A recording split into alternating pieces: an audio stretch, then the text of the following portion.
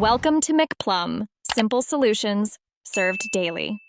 In this video, I will show how to remove the 2010 Toyota Corolla radio. Start by disconnecting the negative battery terminal and opening the ashtray to access hidden screws.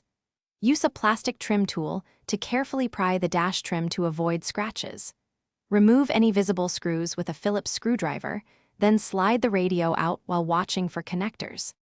With the battery disconnected, open the ashtray and remove the screws inside to free the lower dash panel. Gently insert a plastic trim tool around the radio bezel and pry outward at multiple points to release clips.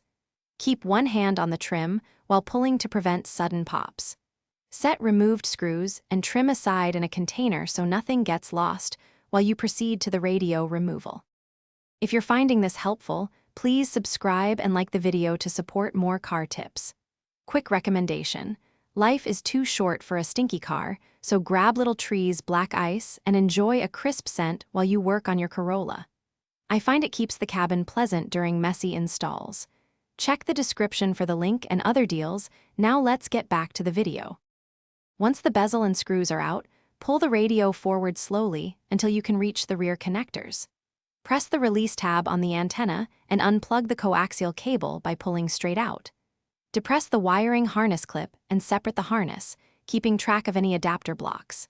If the radio sticks, check for hidden screws or clips and recheck trim pieces to avoid damaging connectors or dash components during removal. Thanks for watching. Stay juicy and subscribe.